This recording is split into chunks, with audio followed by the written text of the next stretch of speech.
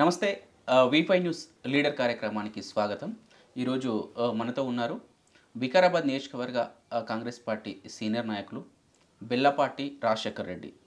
ఒక ward member నుంచి Vikarabad youth Congress ప్రెసిడెంట్గా ఒక 2 సార్లు గెలుపొంది, అలాగే వివిధ స్థాయిలో జనాలకు నమ్మిన గ్రామ ప్రజలకి, అలాగే నియోజకవర్గ మండల ప్రజలకి ఎంతో సామాజిక రాజకీయ సేవ చేస్తూ అన్నా అంటే నేనున్నానంటూ 24 గంటలు అందుబాటులో ఉండే ఒక మంచి మనిషి, మంచి మనస్తత్వం గల వ్యక్తి రాజశేఖర్ రెడ్డి మనతో ఉన్నారు. ఈరోజు అన్నతో మాట్లాడి రాజకీయంగా ఎక్కడ అడుగులు పడ్డాయి, ప్రజెంట్ ఎలాంటి పొజిషన్లో ఉన్నారు, ఇంకా భవిష్యత్తులో ఎలా ముందుకెళ్ళబోతున్నారు ఒకసారి తెలుసుకుందాం. అన్న నమస్తే. అన్న నమస్కారం. అన్న, ప్రసాద్ కుమార్ సార్ నమ్మిన బంటుగా ప్రసాద్ కుమార్ సార్ వికారాబాద్ నియోజకవర్గంలో అన్ని మండలాలు ఒక ఎత్తు అయితే, మన వికారాబాద్ మండలంలో వన్ అండ్ ఆర్మీ లెక్క మీకు అప్పగిస్తాడు. అలాగే మీకు రాజకీయంగా ఎక్కడ అడుగులు పడ్డాయి, మీ రాజకీయంగా మీరు రావడానికి దారితీసిన పరిస్థితులు, అలాగే మీ ఫ్యామిలీ బ్యాక్గ్రౌండ్ ఒకసారి తెలుసుకోవచ్చాను. నేను స్కూల్కి వెళ్ళేటప్పుడు 10th క్లాస్ ఉన్నప్పుడు నేను సరస్వతి శిశు మందిర్ స్కూల్లో చదువుతుంటే, ఆ 10th క్లాస్ మా నాన్న కూడా కాంగ్రెస్ లీడరే. ఆ టైంలో నేను మధ్యాహ్నం లంచ్ బ్రేకు 12:30 to 1:30 ఉంటుండే. నేను మా మదనపల్లి నుంచి వికారాబాద్కి డైలీ సైకిల్ మీద స్కూల్కి వెళ్తుంటే, ఆ స్కూల్కి వెళ్ళే టైంలో నేను సార్కు రోజు గెస్ట్ హౌస్కు ఒక రౌండ్ సైకిల్ మీద మధ్యాహ్నం వచ్చిపోతుంటే, సారు ప్రసాద్ సార్ వస్తే కలిసిపోదామని. అప్పుడప్పుడు లేడు 2000లో నేను చెప్పేది. రౌండ్ కొడుతుంటే, ఎందుకంటే అప్పుడు ఫోన్లు లేవు, సార్ వచ్చిండా లేదా అని. కొత్తగా సైకిల్ మీద 1 hour ఉంది కదా అని గెస్ట్ హౌస్ వరకు వచ్చిపోతుంటే, ఎప్పుడన్నా ఉంటే సార్ను కలిస్తే సారు నువ్వు ముందు చదువుకో, నువ్వు ఫస్ట్ నడు, స్కూల్కి వెళ్ళు అని పంపించేస్తుండే సార్. ఆ విధంగా నాకు సార్ పరిచయం, మా నాన్న త్రూ. మా నాన్న కూడా చాలా సీనియర్ కాంగ్రెస్. అంటే నేను ఇప్పుడు 4th జనరేషన్ కాంగ్రెస్ పార్టీలో. మేము ఎక్కడ కూడా ఒక్కసారి కూడా ఇట్లా వేరే పార్టీ కాండ వేసుకున్నది కానీ ఏది లేదు. నేను 4వ జనరేషన్. ఇక మా నాన్న చాలా సీనియర్ లీడర్, ఏ పదవులు కూడా అనుభవించలేడు. మా నాన్న మొత్తం సారెంబడే, ప్రసాద్ కుమార్ సారెంబడే ఉంటుండే. ఒక 4 years బ్యాక్ మా నాన్న మరణించడం జరిగింది. ఇక మా నాన్న త్రూ మా నాన్న చేసే రాజకీయంగా లీడర్ ఉండే కాబట్టి నేను చూస్తూ ఉంటాను. కొంతమంది ఇంటికి వచ్చినప్పుడు కానీ, మా నాన్న దగ్గరికి ఏదైనా సమస్యలు వచ్చినప్పుడు కానీ, ఆ ప్రాబ్లం సాల్వ్ చేస్తే వాళ్ళ ముఖంలో ఉన్న ఆనందం నాకు మంచిగా అనిపించింది. అంటే మన దగ్గరికి ఎవరన్నా వస్తే వాళ్ళ పని మనం చేస్తే వాళ్ళ ఫేస్లో ఉన్న ఆనందం చూసి నాకు, అరే మనం ప్రజల సమస్యలు తెలిస్తే దాంట్లో చాలా మంచి ఉంటుంది, వాళ్ళకి చాలా సంతోషం అనిపించేది చూసి నేను కూడా పాలిటిక్స్ చేయాలన్న ఉద్దేశంతో నేను కూడా రాజకీయాల్లోకి వచ్చినాను. ఓకే, ప్రసాద్ కుమార్ సార్కు మీకు అంటే బాండింగ్ అనేది ఉంటుంది కదా, నువ్వు ఫస్ట్ చదువుకో అంటే ఇట్లా పంపిస్తుండే కదా, ఆ మూమెంట్లో మీరు ఎట్లా ఫీల్ అవుతుంది? అంటే చదువుకుంటాం కానీ ఆ సార్ మాట తీరు, సారు అది చూసి నాకు సార్ బాగా నచ్చిండు. అసలు సార్ను చూసి నాకు ఇంకెక్కువ మన తర్వాత సార్ను చూసి కూడా నాకు రాజకీయాల్లోకి రావాలి, మంచి లీడర్ ఉన్నాడు, సార్ ఎంబడి ఉండాలని కూడా నేను అనుకున్నాను. అంటే ఈ రాజకీయంగా ప్రజెంట్ ఉన్న రాజకీయాల్లో మీరు తెలంగాణ ఉద్యమంలో, జిల్లా సాధన ఉద్యమంలో కూడా మీరు పాల్గొన్నారని మేము విన్నాము.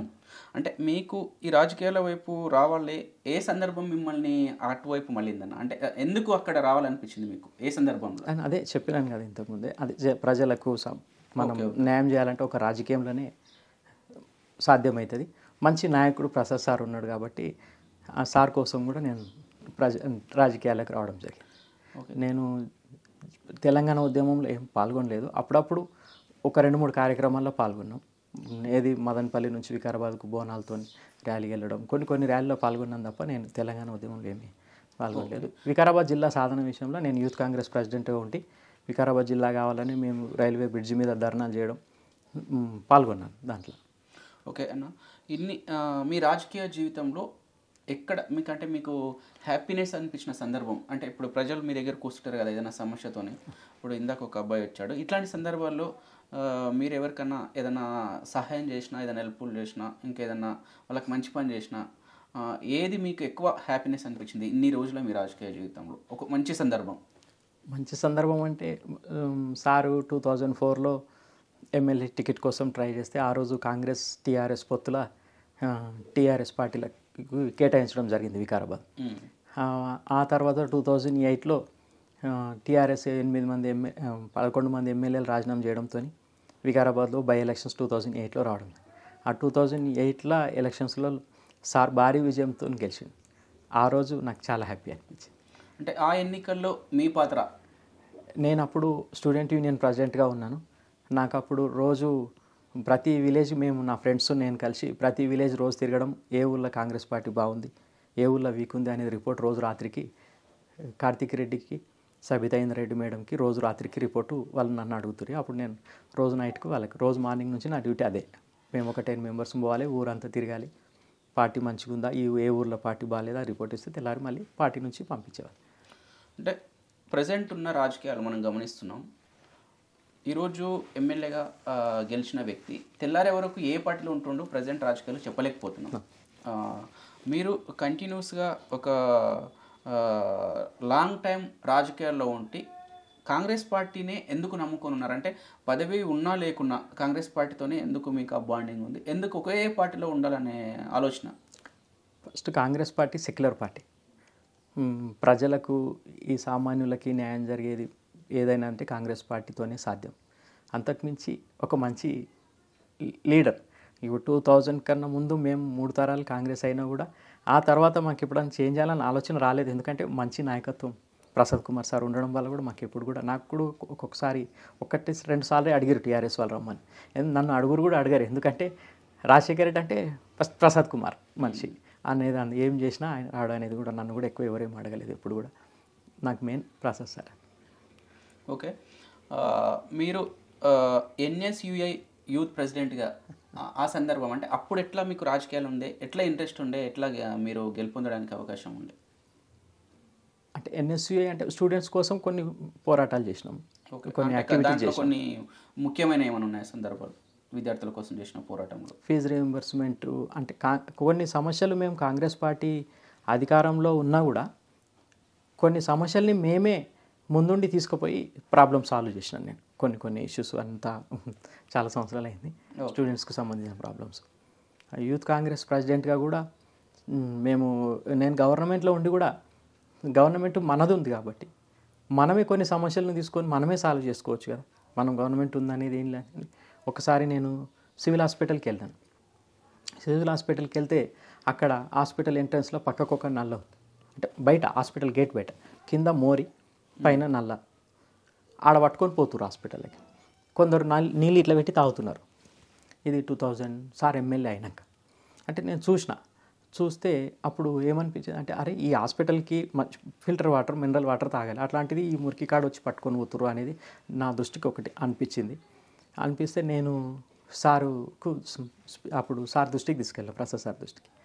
అప్పుడు అమ్రపాలి మేడం కలెక్టర్ ఉండే, ఒకటి మార్కెట్ కమిటీ ప్రోగ్రామ్ కోసం వచ్చారు. నన్ను అక్కడ స్పీచ్ ఇవ్వమంటే సార్కి చెప్పినాను, ఇట్లా సార్ ఇట్లా ఉంది అంటే, వెరీ గుడ్ అన్నాడు సార్. వెరీ గుడ్, చాలా మంచి ఆలోచన, మంచిదని. ఎంబడే 5 lakhs మినరల్ వాటర్ ప్లాంట్, ఇప్పుడు సివిల్ హాస్పిటల్లో తాగుతున్న వాటర్ ప్లాంట్, అది ప్రసాద్ కుమార్ సార్ ఇచ్చేసి దృష్టికి తీసుకెళ్ళాం. సార్ ఇట్లా ఉందంటే వెరీ గుడ్, మంచి ఆలోచన చేసినాం. ఇట్లాంటివి కొన్ని ఆలోచన చేసినాం. ఎంబడే శాంక్షన్ చేసేసి 5 lakhs శాంక్షన్ చేసేసి వాటర్ ప్లాంట్ పెట్టి, మళ్ళీ హాస్పిటల్లో ఉన్న వాళ్ళకి కూల్ వాటర్ అండ్ కూలర్ కూడా ఒకటి, cool water plus normal water వచ్చేటట్టు అది కూడా ఒకటి పెట్టించేసాను సార్. ఇప్పుడు ఈరోజు హాస్పిటల్ ఇప్పుడు అదే పని చేస్తున్నాను. కొన్ని రోడ్స్, వికారాబాద్ మెయిన్ రోడ్ ఉంది, అప్పుడు మొత్తం దాన్ని, ఇప్పుడు టీఆర్ఎస్ గవర్నమెంట్ మొత్తం దాన్ని దొవ్వి ఇడిచిపెట్టేసేసారు. అంటే కేసు వేసారు, అక్కడ షాపులు ఇక్కడ షాపులు రోడ్డు వేయొద్దు అని.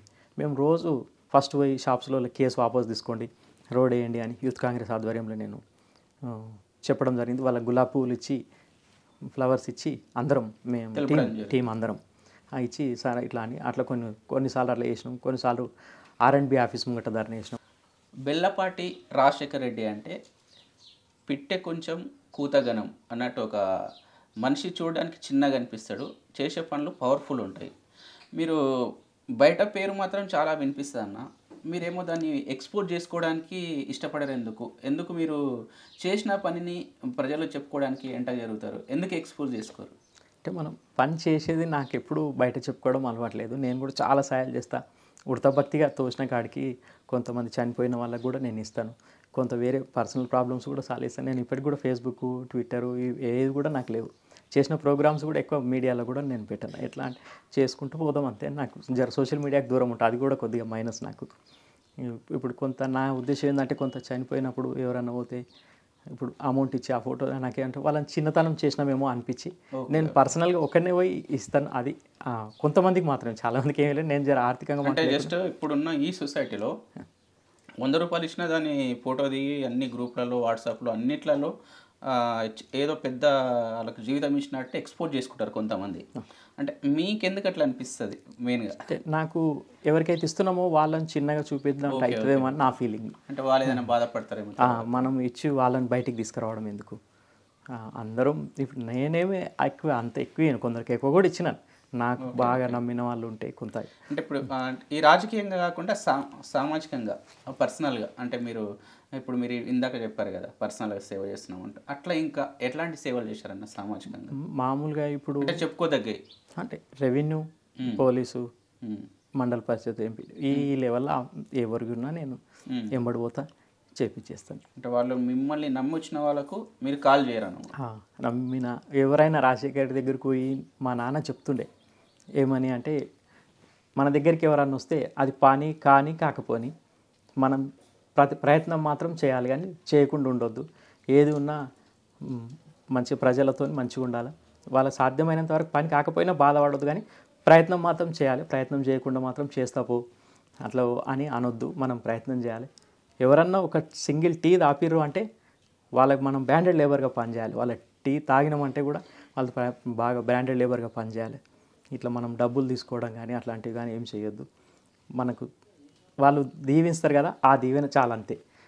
మాకు పని మంచి చేసిండు, చల్లగా ఉండని అంటే చల్లగా ఉంటాం, అట్లాంటివి చాలు అని. మీ స్టడీ ఎంతవరకు ఉందన్న? ఏం చదువుకున్నారు? స్టడీ నేను ఇంటర్ పాస్ అంతే. ఓకే. నేను 10th క్లాస్ అయిపోయినాక ఇంటర్ చదివిన టైంలో నాకు చెవులో నుంచి బ్లడ్ వచ్చింది. బ్లడ్ వస్తే మామూలుగా వస్తుండే అప్పుడప్పుడు. ఇంటర్ సెకండ్ ఇయర్ టైంలో చెవులోంచి బ్లడ్ ఈ భుజం మీద పడేది.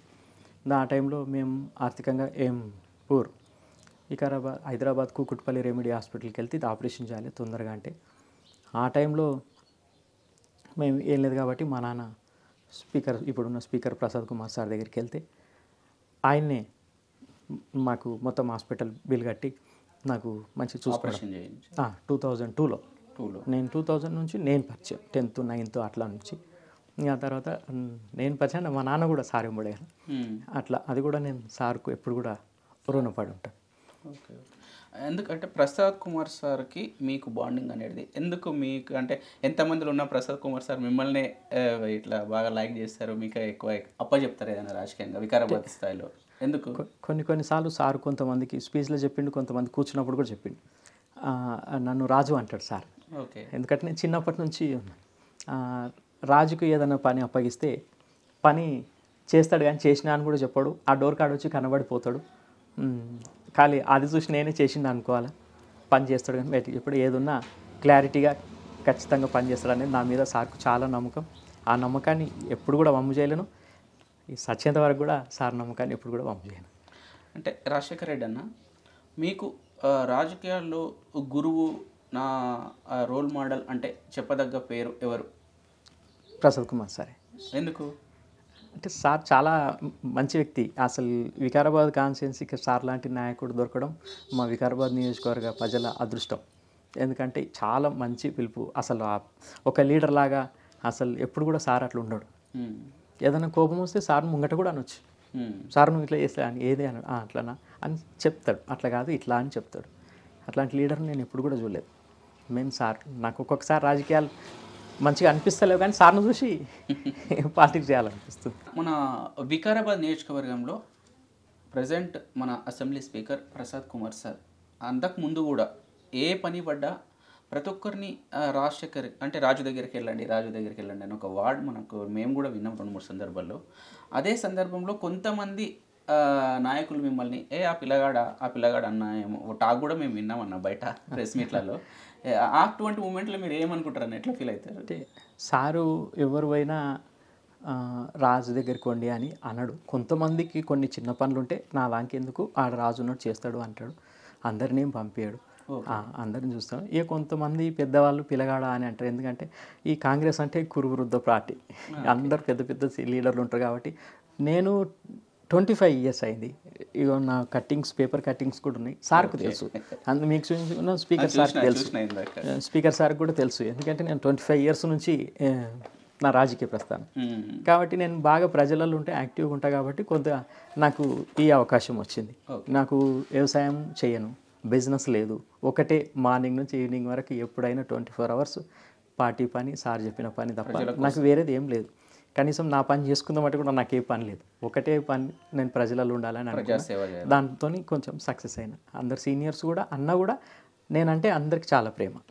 రాజశేఖర్ వివాద రైతుడు, అందరికి మర్యాద ఇస్తాడు, మంచిగా ఉంటాడని అంటారు. ఇక నా పర్సనాలిటీ ప్రాబ్లం కూడా చిన్నగా చేసిన అంతే తప్ప అందరూ మంచిగా లైక్ చేస్తారు నన్ను, కాంగ్రెస్ పార్టీ సీనియర్స్ కూడా. ఓకే, మీలాగా కాంగ్రెస్ పార్టీకి సేవ చేసిన ఎందరో వివిధ పదవుల్లో ఉన్నారన్న ప్రజెంట్ సిచ్యువేషన్లో. అంటే ఇప్పుడు మీరు ఎవరికైనా ప్రతి ఒక్కరికి ఏదో కొంచెమైనా సొంత స్వార్థం అనేది ఉంటుంది. మనం కూడా ఎదగాలి, మనం కూడా బాగుపడాలనే ఆలోచన ఉంటుంది. ఏ ఫీల్డ్లో అయినా సరే, నాట్ ఓన్లీ పాలిటిక్స్, మనం ఏ ఫీల్డ్ తీసుకున్నా మన లైఫ్లో ప్రతి ఒక్క దాంట్లో మనం కూడా ఉండాలన్నట్టు ఒక ముద్ర వేయాలి, మనం ఒక పొజిషన్లో ఉండాలి. అట్లా మీకు ఏమైనా రాజకీయంగా ఇంకా ఇలాంటి ఆలోచన?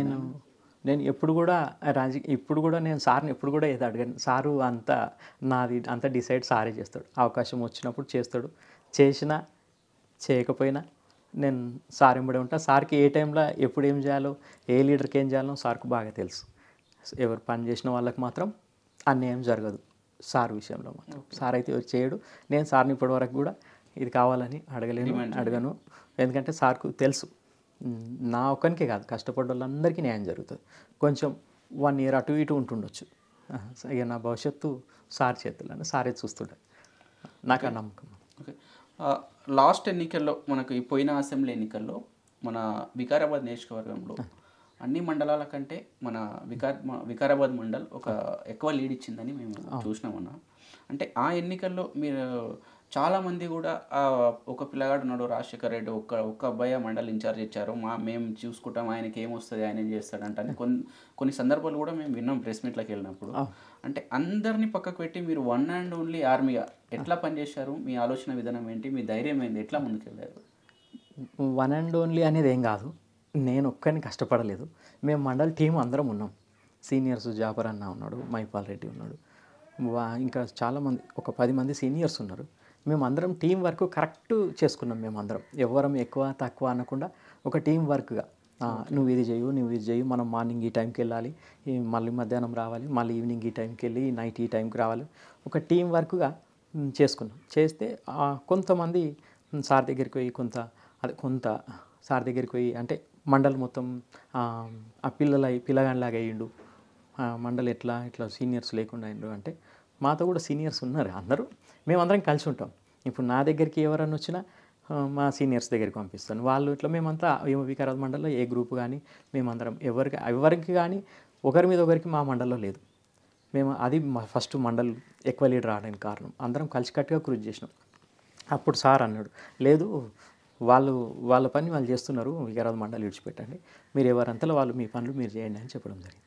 దానికి నమ్మినట్టుగానే సార్ నమ్మకాన్ని మేము వమ్ము చేయకుండా వికారాబాద్లో 7 మండలాలలో అత్యధికంగా 3300 లీడు 28 బూత్లకే, ఓకే 28 బూత్స్కే మేము 3300 లీడు ఇవ్వడం జరిగింది. ఎక్కువ లీడు వికారాబాద్ బూత్స్ మాత్రం 28.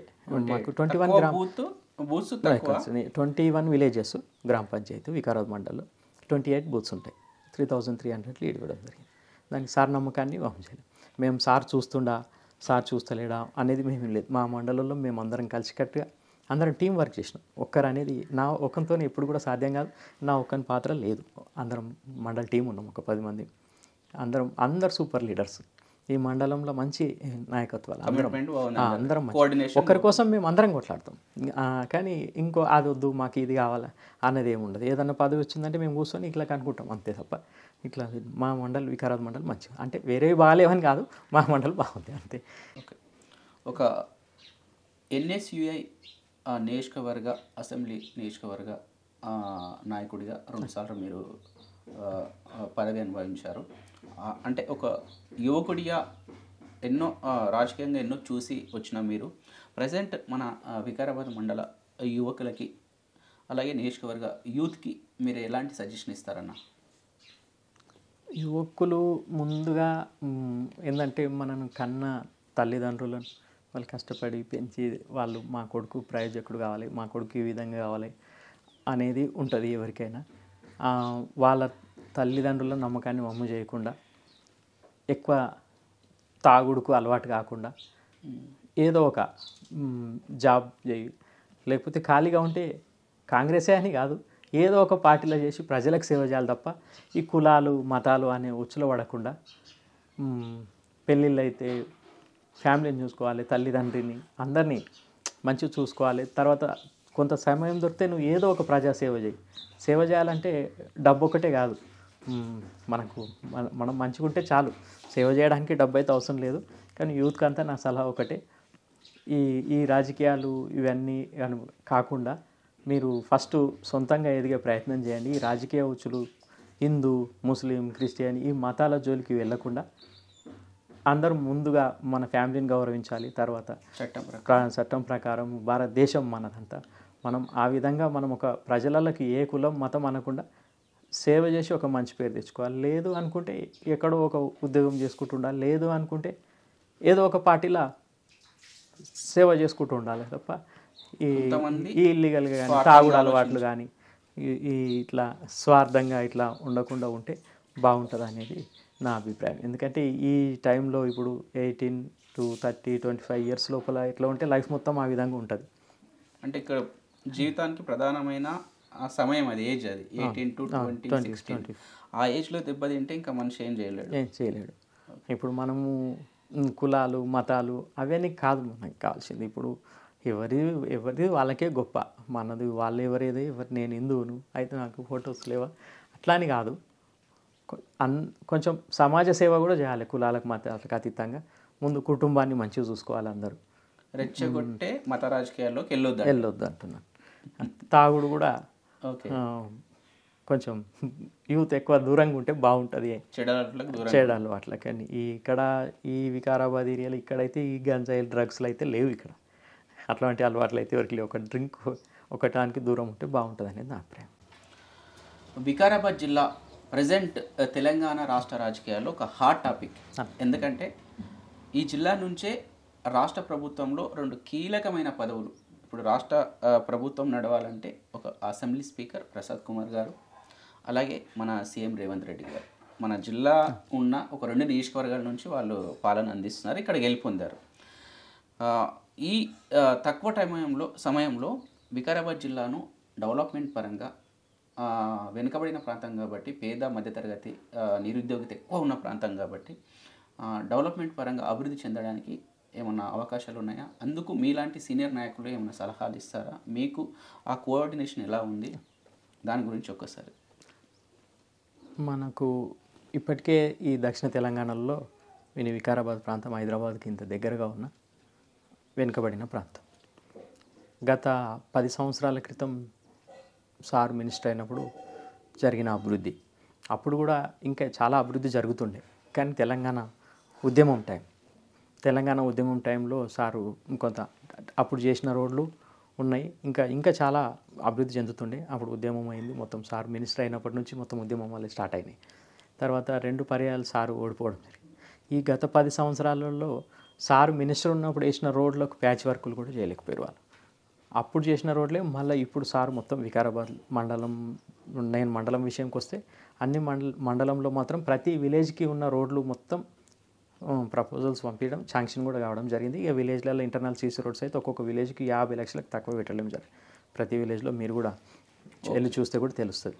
అంతేకాకుండా ఒకటి వికారాబాద్ నుంచి కొడంగల్కి కూడా 4 లైన్ రోడ్డు కూడా బీజాపూర్ హైవేకి వికారాబాద్ టు కొడంగల్ మధ్యనకించి ఉంటుంది. ఇట్లా దగ్గర కొడంగల్కి అయితే మనకు వికారాబాద్ జిల్లాకు అదృష్టం ఏంటంటే ఈసారి వికారాబాద్ జిల్లా నుంచి ముఖ్యమంత్రి కావడం, వికారాబాద్ నుంచి మళ్ళీ స్పీకర్ కావడం, మన వికారాబాద్ జిల్లాలో కీలక పదవులు రావడం కూడా వికారాబాద్ జిల్లా ప్రజలకు అదృష్టం. అంతేకాకుండా అట్లా అయినందుకు కూడా చాలా సార్ కూడా ఎక్కువ నిరుద్యోగులకు ఉపాధి కల్పించే ఉద్దేశంతో కొన్ని ఇండస్ట్రీస్ తేవాలన్న ప్రయత్నం కూడా చేస్తుండు. ఇప్పటికే అనంతగిరిని డెవలప్మెంట్ చేయాలన్న ఆలోచనతో నడుస్తుంది. అది కూడా తొందరలో అయిపోతుంది. సార్ మాత్రం వికారాబాద్కి చాలా మంచి చేయాలన్న పట్టుదలతోనే ఉన్నాడు. చేస్తాడని నేను అనుకుంటున్నాను. నాకు ఆ నమ్మకం కూడా ఉంది. ఓకే, రాజశేఖర్ అన్న, ఈ 25 ఏళ్ళ ఈ రాజకీయ మీ ప్రయాణంలో మీరు ప్రజలకు సేవ చేస్తున్నారు కదా, అంటే చెప్పుకోదగ్గ మీరు ఒకటి గవర్నమెంట్ హాస్పిటల్ అన్నారు, అది కాకుండా అంటే ఏదైనా టక్కున సమాధానం వస్తే ఎవరైనా ఆపదలు వచ్చినప్పుడు మీరు అంటే మీరు ఎక్కువ హ్యాపీగా ఫీల్ అయిన సందర్భం, ఒకరికి హెల్ప్ చేస్తే, అట్లాంటి సిచ్యువేషన్స్ ఏమైనా ఉన్నాయా ఇప్పటివరకు? చాలా ఉన్నాయి. అంటే కొన్ని చెప్పుకోదగ్గ 2-3 అంటే అట్లాంటి సిచ్యువేషన్స్. అంటే ఒక్కొక్కటని కాదు, అందరు చాలా చిన్న చిన్న పనులే, పెద్ద లెవెల్ అయితే నేను చిన్న చిన్నగా వర్క్లు చేసిన అందరూ హ్యాపీ. అంటే వాళ్ళు మీ దగ్గరికి వచ్చిన వాళ్ళకు కాదనకుండా అన్నీ చేస్తాను, చేసి పెట్టి నా సాధ్యమైనంత వరకు ప్రయత్నం చేస్తాను. ఓకే, మీ రాజకీయ గురువు Prasad Kumar sir present speaker, Telangana రాష్ట్రానికి ఒక ఉన్నతమైన పదవిలో ఉన్నారు. ప్రసాద్ కుమార్ సార్ ఆయన మనస్తత్వంలో మీకు బాగా నచ్చే పద్ధతులు, లక్షణాలు ఏమున్నాయి మీకు? అంటే ఎక్కడ మీకు ఒక మంచి బాండింగ్ అనిపిస్తుంది? ఎందుకు ఆయన అంత ఫాలో అవుతావు? సారు ఒక మాజీ మంత్రిగా, ఒక స్పీకర్గా ఎప్పుడూ అట్లా ఉన్నాడు. ఏది ఉన్నా ఒక మామూలుగా ఫ్రెండ్ లాగా మాట్లాడతాడు. అంటే ఏది ఉన్నా మనం ఫ్రీగా మాట్లాడవచ్చు. ఏదన్నా మనం తప్పు చేస్తే కూడా ఇట్లా కాదు ఇట్లా అని చెప్తాడు. మేము కూడా సార్కి ఇట్లా చేస్తే బాగుంటుందని కూడా మా మాట కూడా వింటాడు. ఇన్ని ఏదైనా చేస్తాడు. ఇప్పుడు అందరూ కొంతమంది మినిస్టర్స్ ఉంటే వెయిట్ చేయడం, కొంత లీడర్లు ఉంటే ఇట్లా, మాకు మాత్రం అట్లా ఎప్పుడు అంటే వికారాబాద్ ప్రజలకు అందరికీ అట్లాంటి నాయకుడు దొరకడం మాత్రం చాలా అదృష్టం. ఏ సమస్య ఉన్నా, గవర్నమెంట్ లేకపోయినా, గవర్నమెంట్ ఉన్నా ఒకటే తీరుంటాడు. ఓడిన తెల్లారే ప్రజలలోకి వచ్చింది 10 years.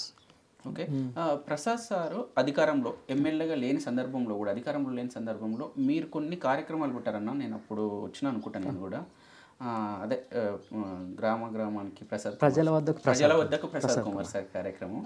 అంటే ఆ థాట్ ఎక్కడి నుంచి వచ్చింది, అంటే ఎట్లా అనిపించింది, ఎందుకు వచ్చింది, ఆ ప్రోగ్రామ్ ఎట్లా సక్సెస్ చేశారన్న? సారు ప్రజలు చాలామంది ఇబ్బందులు పడుతున్నారు. టీఆర్ఎస్ గవర్నమెంట్ పట్టించుకుంటలేదు, లోకల్ ఎమ్మెల్యేలు కూడా పట్టించుకుంటలేడు. మనం ప్రజలలోకి వెళ్ళాలి, ఏ విధంగా వెళ్ళాలి, ఎట్లా వెళ్దామని ఒకసారి కూర్చొని మాట్లాడుతున్నప్పుడు ఆ కార్యక్రమం ప్రజల వద్దకు ప్రసాద్ కుమార్ అనే కార్యక్రమం పేరు పెట్టి స్టార్ట్ చేయడం జరిగింది. అది నా సొంత గ్రామం మదనపల్లిలోనే స్టార్ట్ చేయడం జరిగింది. ఆ కార్యక్రమం ముఖ్య ఉద్దేశం ఏంటంటే ప్రజల వద్దకు వెళ్ళి సాధ్యమైనంత వరకు అపోజిషన్ పార్టీగా మనం వాళ్ళ ఇచ్చిన కొన్ని సమస్యలు వాళ్ళకి సార్కి చెప్తే సాధ్యమైనంత వరకు మేము అక్కడ ఉండి అధికారులకు ఫోన్ చేసి వీళ్ళది ఏమైంది అని చేయడం జరిగింది. సాధ్యమైనంత వరకు కొన్ని సమస్యలు పరిష్కరించడం కూడా జరిగింది. ఆ ఉద్దేశంతోనే దాని పోయినాం. ఇప్పుడు కూడా మళ్ళీ కార్యక్రమం అప్పుడు నియోజకవర్గం మొత్తం చేసినారా, కొన్ని కార్యక్రమాలు చేశారన్న?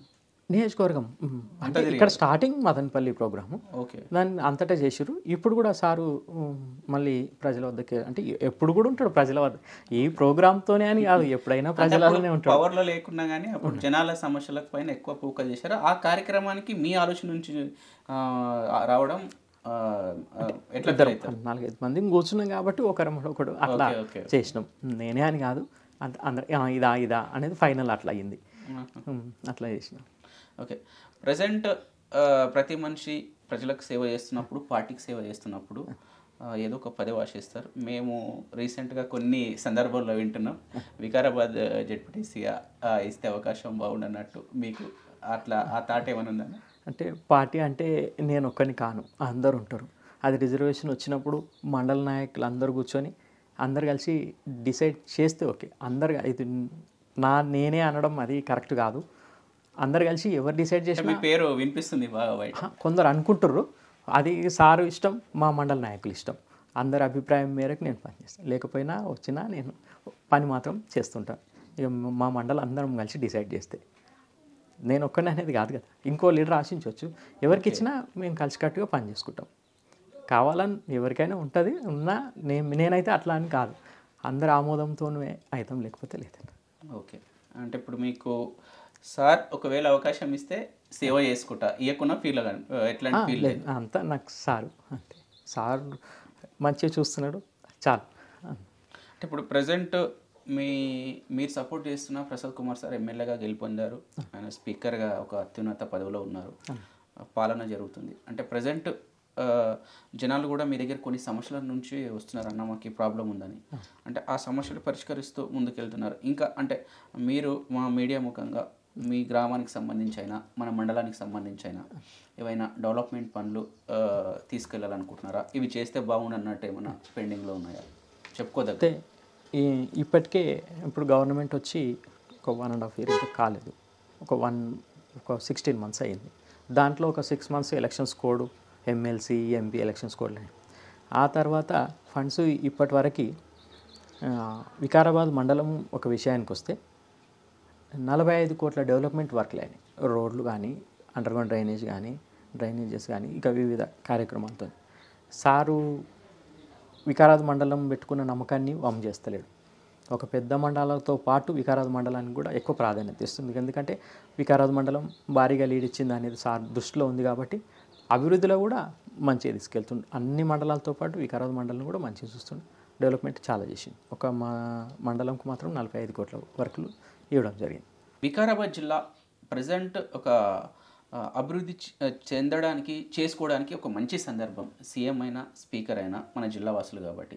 అందుకు ఇక్కడున్న ఈ ప్రాంతంలో ఉన్న అధికార పార్టీ, ప్రతిపక్ష పార్టీ నాయకులకు, అలాగే విద్యార్థులకు, మేధావులకు మీరు ఎట్లాంటి ఒక వాయిస్ ఇవ్వదలుచుకున్నారు మీడియా ముఖంగా? ఇప్పుడు అందరూ అంటారు ఉపాధి కోసం ఏం తీసుకొస్తారు వికారాబాద్కి, జిల్లాకి అని అడుగుతారు. ఏదైనా ఇండస్ట్రీ తేవాలన్నా, ఏదైనా డెవలప్మెంట్ చేయాలంటే భూసేకరణ కంపల్సరీ. భూసేకరణ కావాలంటే మొన్న ఈ ప్రతిపక్షం వాళ్ళు కొడంగల్ అక్కడ విలేజ్లో పెద్ద ఎందుకు ఒక కలెక్టర్ మీద దాడి చేయడం, వాళ్ళకి రాంగ్ గైడెన్స్ ఇవ్వడం. ఇప్పుడు భూసేకరణకు ఎప్పుడు కూడా భూసేకరణ చేసిన వాళ్ళకి రైతులకు ఏం నష్టం చేయదు ప్రభుత్వం. వాళ్ళకి నష్టపరిహారం కట్టిస్తుంది, లేక ఉద్యోగాలు ఇస్తుంది. వాళ్ళతో చూడాలి. ఒకవేళ మీకు ఏదైనా అనిపిస్తే, రైతులకు ఏదన్నా అట్లాంటివి వచ్చినప్పుడు ఏదన్నా అనిపిస్తే ఒక కలెక్టర్ దగ్గరికి పోయో లేకపోతే ప్రభుత్వాన్ని మనవి చేసుకోవాలి. మాకేంది ఇట్లా అని ఒక నిరసన తెలుపొచ్చు. కానీ ఊళ్ళోకి వచ్చేటప్పుడు కూర్చొని అడ్డం కూర్చోవచ్చు, కొన్ని మాకు ఇది కాదు అని చెప్పొచ్చు. కానీ ఒక కలెక్టర్ మీద ఇట్లాంటి దాడి చేయడం అది కరెక్ట్ కాదు. ఇంకొకటి ఏంటంటే, నేను రాజకీయ ప్రతిపక్ష నాయకులకు కానీ, విద్యార్థి నాయకులకు కానీ, మేధావులకు కానీ నేను అంత పెద్దగా నా చిన్న సజెషన్ ఏంటి అంటే, ఏదైనా ఇండస్ట్రీ రావాలంటారు, ల్యాండ్ భూసేకరణ లేకుండా ఇండస్ట్రీ ఎట్లా వస్తుంది? అన్ని ల్యాండ్స్ ఇప్పుడు గవర్నమెంట్ ల్యాండ్స్ అయినా కూడా అందరికి పనిచేసేసింది. ఖాళీగా అయితే గవర్నమెంట్ ల్యాండ్స్ ఎక్కడ లేవు. పట్టాలైనా కూడా ఎవరి వాళ్ళకి భూములు ఖాళీగా లేవు. ఏదో ఒకటి భూసేకరణ కంపల్సరీ. అలాంటప్పుడు మనం ఏ విధంగా ప్రజలకు, వాళ్ళకు భూములు పోయిన వాళ్ళకి ఏ విధంగా న్యాయం చేయాలి? ఇంత కాదు, ఇంత ఎక్కువ కావాలని అందరం కలిసి అడగాలి. కానీ ఇట్లాంటివి వాళ్ళకు ఏదో చెప్పి ఇట్లా దాడి చేయడం అలాంటివి కరెక్ట్ కాదు. అభివృద్ధికి కూడా చాలా ఆటంకం కలుగుతుంది. ఎందుకంటే ఒక స్పీకరు ముఖ్యమంత్రి కావడం చాలా అదృష్టం. ఆ అవకాశం ఉన్నప్పుడు మన జిల్లాని డెవలప్మెంట్ చేసుకోవడం ఇది ఒక గొప్ప అవకాశం. కావాల్సి అందరు కూర్చొని మాట్లాడుకొని చేయాలి తప్ప ఇలాంటివి అడ్డుకోవద్దు. అట్లాంటప్పుడు వాపసు పోతాయి, కొన్ని అభివృద్ధి కార్యక్రమాలు మనకు రాకుండా పోతాయని తెలియజేస్తున్నాను. అందరికీ నా తరఫున ఒకటే రిక్వెస్ట్.